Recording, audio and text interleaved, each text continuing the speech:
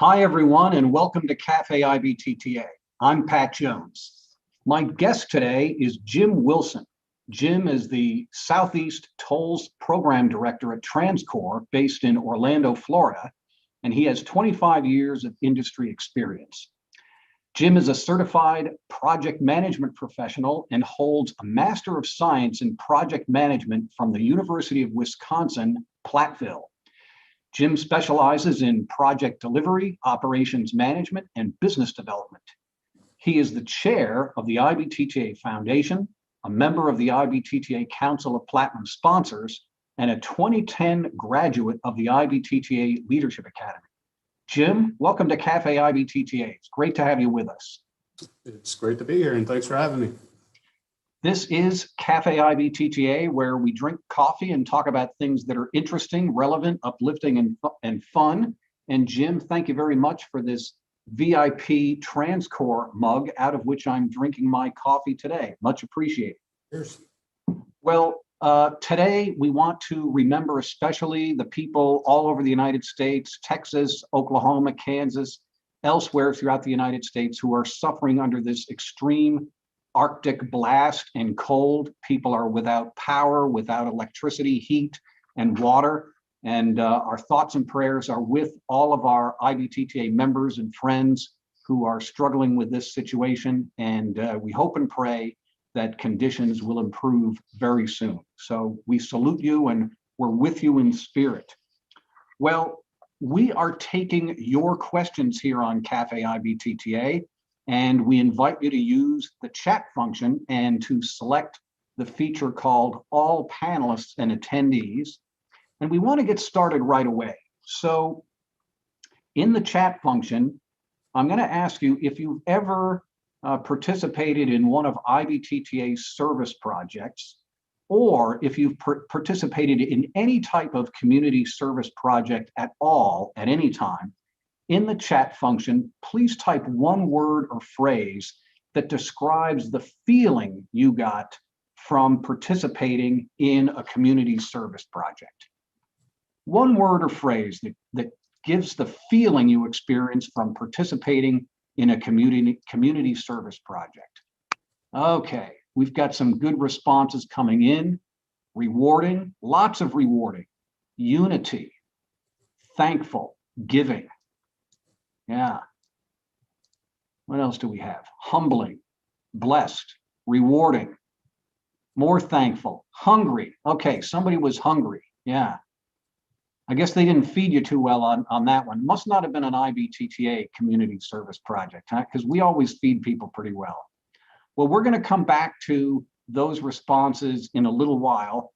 But first, I want to turn to our guest, Jim Wilson. You've been in the tolling industry for 25 years. You work for TransCore. Tell us a little bit about how you got into the tolling industry and what you're doing now, Jim.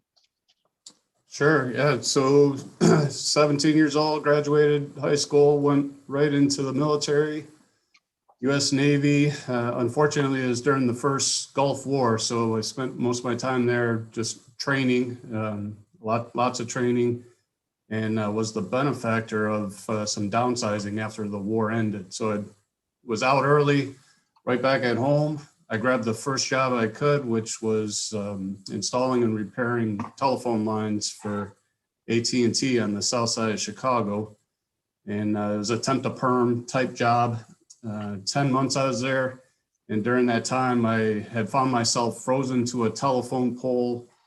Almost had my 24-foot extension ladder stolen from me while I was on it. And I had a bullet ricochet the cabinet door of, the thing I was working on in the middle of the courtyard of the old Robert Taylor home. So I did what a normal person would do back then. Started looking through the Chicago Tribune for the want ads and found a job that paid $2 more an hour and provided a company car. Next thing you know, I'm cleaning out Necco wafers for the Illinois Tollway. So that's how I got into tolling. In terms of how I ended up here, where I am today, is really just about being greedy. Even at $2 more an hour, I still only started at like $10.20 an hour. And I just did everything I could, took every little odd job and overtime bit that I could, got into special projects, started traveling, and just worked my way up the corporate ladder, as it were. And 26 years later, thankful to TransCore for all the opportunities, as well as the industry itself that it provides. Well, I would say you made a really good decision there, Jim. If you're frozen to a telephone pole, somebody's trying to steal your ladder, and you're dodging bullets, I think Providence is telling you it's time to choose a different career. So well done on getting out of the telephone maintenance business. Notice it took three of those things to get me to move, though. Finally wake you up. Well, this week we are celebrating the IBTTA Leadership Academy experience. It started yesterday, and today is day 2. And you are a 2010 graduate of the IBTTA Leadership Academy. And after this program, after our Café IBTTA at 11:45 Eastern Time, we're going to go right into a presentation with Professor Peter Norton, and he's going to give us some insights on the history of tolling, so you want to stay tuned for that. But Jim, I want to hear from you a little bit about your experience with the Leadership Academy. What made it important for you? Well, the big thing with TransCore, we're a system integrator, and we're usually on the back end of a lot of these projects, and so we just don't have the entire perspective for a toll agency of what it takes to deliver a program, or what goes into the public relations and the funding and all that. So the Leadership Academy really provided that full perspective. We're the experts at collecting roadside toll collection transactions, but we're not experts in all these other affairs. And just being able to see the entire framework really, I think, helps us be better providers to our clients and understand everything that goes on. We're at the end of the process, but it is a long, arduous process to deliver some of these programs and new roadways, and I just have a better appreciation for that. And the other thing, like you heard yesterday on the webinars, it's just great to learn from and share with other people in the industry, even though they come from different angles of it. Yeah, one of the things that we hear over and over again is the importance of those small groups, where maybe you have 12 or 13 people in a small group talking about challenges. What any significance to that, the small group discussions for you? I was in a unique position. When I went to the Leadership Academy, I was actually coming out of Puerto Rico. So I think there was a novelty into the information that I was bringing. We were a new program. I was doing the back office operations. We were kind of a startup at that point, and just getting our feet firmly on the ground with what we were attempting to do. And more and more people were just really interested in island life and how we were delivering that program. And, it was good to share that information. Jim, I mentioned at the top of the program, I asked people to write a word or phrase describing their experience with any type of community service project, and especially the service projects IBTTA has been involved in. We typically do a service project in conjunction with our maintenance and roadway operations workshop each year. And Jim, you have been one of the leaders in organizing those service projects, getting the materials, getting the people organized, having them fan out. And I wonder if you could tell us a little bit about your experience there and what those service projects mean to you. Yeah, I saw all the words going across, rewarding for sure. Those come to mind. Every single project has been a special event for me, and I'm happy to participate in all of them. It's grown over time, and that I'm truly appreciative of. My first one was the Harpeth River cleanup in Nashville, and that one absolutely got me hooked. We've been a part of a few tear jerkers when we went to Camp Sunshine and Whitefields, where the cause was truly special. But, one memory that stands out, to me every time I think about service projects, right there, that picture was at the Milk and Honey Farms in Harrisburg, Pennsylvania. And way back off in the right corner there, we were working in the back of the field splitting logs. And I just have this image of Tony Yakabuchi from the Ohio Turnpike sitting there operating the hydraulic log splitter, watching myself, Samuel Johnson and Chris Tomlinson try to split logs manually with the maul. And we're, sweating buckets there. And I've never been so sore after a service project as that next day, but I'm pretty sure Chris will still curse my name if you bring that up to him. So, but they've all been fun. They've all been special. It's a great cause. And, to me, it's a good way to get back to the communities that host us at these meetings. Usually we're just running around from bar to bar, restaurant to restaurant there, and we don't really get to contribute to the community as much. Peter Murfeld from the Main Turnpike writes in the comments here, I still have mud on my jeans from that day. I think he's talking about the Milk and Honey Farms. And the other one was that I remember was one of the Rebuilding Together projects, the Bastion community, where we were placing sod. And I remember being covered head to toe with soil and grass and all that kind of stuff. Yeah, I have one or two friends out there that know why the Bastion project was the most miserable I've ever been, but that had something to do with Bourbon Street, I think. A little bit of rain during and too much Bourbon Street before and after, I guess, huh? Definitely. Well, Jim, this year you've been elected to serve as chair of the IBTTA Foundation, and the foundation is really the mothership for the Leadership Academy and the service projects. And one of the other activities that the foundation has gotten into is giving scholarships to deserving students who are studying transportation or urban planning, things that have to do with our industry. I wonder if you could tell us a little bit about your work in the IBTTA Foundation and your aspirations as chair of the foundation. Sure.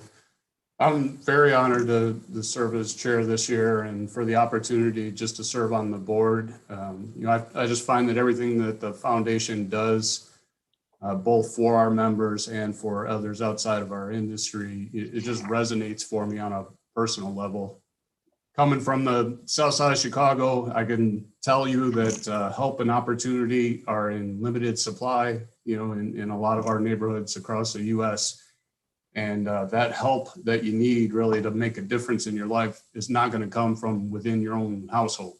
It takes others to help you out. It takes a helping hand, and a little goes a long way. So, when we go and take on these projects, it's whether it's, we're helping to bolster careers or relieve a little bit of the costs, for education, or it's just simply lending a hand in the community. I know that the IBTTA Foundation is doing the right thing and stand behind that 110%. Our guest today is Jim Wilson. He is the Southeast Tolls Program Director at TransCore. He's the chair of the IBTTA Foundation, 2010 graduate of the IBTTA Leadership Academy. And we are taking your questions. We'd love to hear your questions for Jim Wilson on the program. And while we're waiting for you to put those questions into the chat, I'm going to move on to talk about a little bit about the Council of Platinum Sponsors. This is a special group of companies. We have 25 companies now that are part of the Council of Platinum Sponsors that provide extraordinary financial support to IBTTA throughout the year, sponsoring every one of our meetings. We've got a slide up now of showing the logos of all of the Platinum sponsors. Jim, you served as the chair of the Council of Platinum Sponsors back in 2019, and now you're chairing one of the working groups. Tell us a little bit more about this special group of companies and what they do for IBTTA. Yeah, yet another great opportunity. Totally grateful for. I joined the Platinum Sponsors about a year into its formation, so I don't have a lot of the history, but I do know that we came together as a group to to have a voice really within the organization, and to sort of accumulate the manpower and experience and knowledge that our collective private companies have amongst us.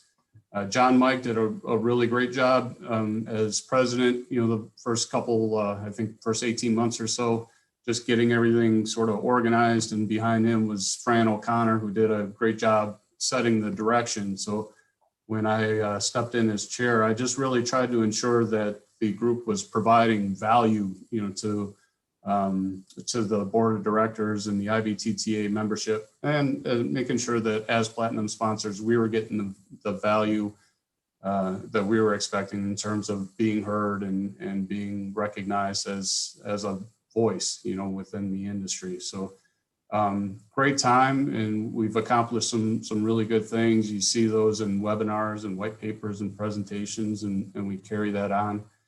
Carrie Witt had a challenging year last year following behind me, with the pandemic and not being able to meet in person. And it really became more about communicating amongst each other. So he's kind of handing that off to Tyler this year. Tyler Milligan's chair. And, I think he's going to pick up the direction in terms of platinum sponsors being, a bit more productive in getting, good information and knowledge out there. But I've been asked to head up the procurement working group.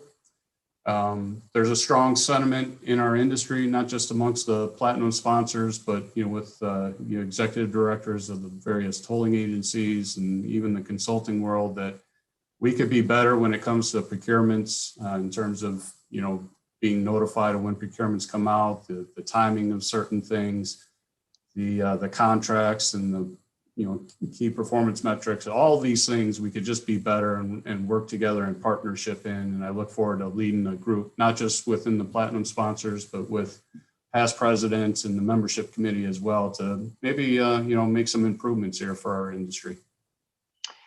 I would mention also, Jim, that the Council of Platinum Sponsors is playing a significant role in the revision and updating of IBTTA's strategic plan. The group has already held one meeting to talk about some of the major themes and major issues that we want to address. This is happening also with the past presidents and the IBTTA board of directors. And a little bit later in the spring, we'll be surveying the membership to get your input for the strategic plan as well. So kudos to the platinum sponsors for all their intellectual energy devoted to that. And we've got a question here, Jim, from Lauren Hakis. Lauren works with the Ohio Turnpike Commission, Ohio Turnpike and Infrastructure Commission. Got to get that right. And she's also co-chair of the Leadership Academy Alumni Association. And she asks if you have any suggestions or advice for someone who may want to attend a future Leadership Academy. Well, first suggestion is to recognize that Lauren just turned, I don't know, like 29 or something a few days ago. So I want that to be known to the general public first. But yeah, advice, go into it with an open mind. It's a great experience. It can be overwhelming. I heard yesterday on the panel, some of us that went, a number of years ago, we just weren't sure what to expect. Now there's enough folks that have sort of cycled through the various organizations that they could provide some insight into what to expect. But it really is just painting the entire picture and getting an idea of where you fit in and some of the holes and gaps in your own knowledge and things that you can be looking at and improving upon. Prepare to be educated, prepare to make new friends. One thing that we didn't have when we went to the Leadership Academy was the night at the walk and roll. I don't think, you miss out entirely on the Leadership Academy experience by skipping that process. But, I came back to teach a couple of years ago, so I did have some insight into what happens there at the walk and roll. Once is enough. I can share that with you, but, it's a good time. But I certainly encourage attending, and, aside from the networking aspect, it just completely educational, informative, and so happy I did it. Jim, along with the Leadership Academy experience, IBTTA members often ask, how can I really get involved in the association? Where is there a place for me? Where do I fit in? And you've been a leader of a number of our conferences, either as a speaker or helping to organize, serving on a meeting planning group. And I know you served as the chief meeting organizer for our maintenance and roadway operations workshop in Oklahoma City back in 2015. Give people a sense of what that's like and how people can get involved in IBTTA in small and large ways. Yeah, as the chief meeting organizer, that was really the moment where the whole picture of putting a meeting together came into focus for me. And having participated in bits and pieces, I never really saw the whole thing come together. But there's a lot of decisions that go into a successful conference, and you know, it was eye-opening to be a part of that. You know, first off, Oklahoma City, Tim Stewart was executive director there at the Oklahoma Turnpike, and both he and the Turnpike Authority, you know, just wonderful hosts, great group to work with, and they really had themselves organized. So a special group to work with there. The service project for that that particular meeting was, you know, absolutely special and remains very dear to me. But again, it kind of solidified my appreciation for the whole process, everything that goes on there. And probably more succinctly, it deepened my appreciation for, you know, you and your staff, Pat, everything that goes on behind the scenes to ensure that we all have an outstanding and productive experience is, you know, it's amazing. And kudos to all of you for all the work that you do, meeting in and meeting out, year in and year out. So yeah, if you want a better appreciation for everything that goes into the meetings, you know, I'd absolutely encourage participating as a moderator, as a speaker, as a session organizer, as a track leader, but definitely if you get the opportunity as a chief meeting organizer as well. You heard it here first, IBTTA members. If you want to really get engaged in IBTTA, join one of the meeting planning groups. It really will give you an insight into the work of the association. And even now, while we're not having in-person meetings yet, we hope to have in-person meetings later this year. But with our virtual meetings, there's lots of opportunities to get involved in some of the planning groups and help us organize the content and be the glue that helps IBTTA membership stick together. Jim, you're a family man. You've got 3 kids. You've been involved in coaching most of your adult life. I understand you may have retired from coaching, but I mean, lots of sports: basketball, football, soccer, baseball, lacrosse. And now you have a new chapter about to happen in your life. Tell us about that. Yeah, so first shout out Avery, my daughter, the youngest one and the last one, you know, for myself. Just had her first high school game last night. Proud dad moment. First 10 seconds, she won the draw, got the assist for the first goal. So, you know, kudos to Avery for that. Successful high school career sitting in front of her for lacrosse. But yeah, you know, my oldest son is about to turn 26 here in a few weeks, and probably from the time he was 5 or 6, doing some level of coaching, all the way up through girls lacrosse right before Avery went into high school. And yeah, retiring, I think, from coaching and moving on to a new chapter, which is, you know, being a grandfather. I got still like trying to absorb the, you know, the thought of that. But yeah, looking at early July, my oldest and his wife have a baby girl on the way. So we'll experience something new together. That's great. That's great. And July is a great time to have babies. Our first child came in July 7th. Katie Jones, big shout out to you. So congratulations, Jim. That's wonderful. You're going to have a total new outlook on life, I think. You know, being able to love up on those kids. I hear, I'm not a grandfather myself, but being able to love up on them, but then be able to give them back, to somebody and not be responsible for them, huh? I can only hope that, as grandkids, they treat my house better than the kids do, but, there's ways to get back for those things. So, Jim, a question I often ask our guests on the show has to do with COVID-19, and I'm curious to hear what's been the effect on you and your family and your work life, and how do you cope with those effects? We're almost a year into this process now.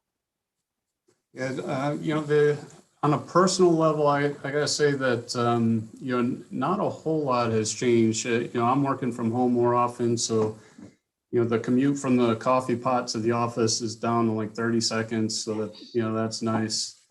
My wife is actually working full time and out of the house at the store, so I've taken over cooking duties. I'm the one that complains about the dishes being all over the house and nobody fills the dishwasher the right way. But these are minor things, and it hasn't really changed too much from our perspective in the household. Work-wise, we've been very fortunate. Transcore, we do a lot of installation and and maintenance work, so we have a lot of folks that are in the field, and we were able to keep everyone's jobs rolling from that perspective. For our service center projects, we were able to pivot pretty quickly and move some folks, from the call centers and such to home locations. And, not only did we not lose any jobs or lose any work, but in a lot of cases, our work was accelerated because, traffic volumes were down. So, we haven't had any major outbreaks. I'm very thankful for that. So we've been able to keep rolling on, with work. And I gotta say, other than, all these interactions being done via Zoom or via Microsoft Teams, fortunately, not a whole lot has changed for Jim Wilson and Transcore. Jim, you mentioned something that really resonates with me. One of my big pet peeves, is people not loading the dishwasher the right way. I mean, come on. How hard can it be to load the dishwasher so, that things actually get clean? But, you just sort of accept those things. It's the little things. But what I really want to know is, where do those dishes come from? Why do you wait until after they're in the dishwasher or they're clean before, here come 10 more dishes? How does that happen? One of the mysteries that we will explore, I'm sure, in future Café IBTTAs. Hey, Jim, I'm going to just pause now to make a couple of announcements, and then we're going to come back to you for some final words of wisdom.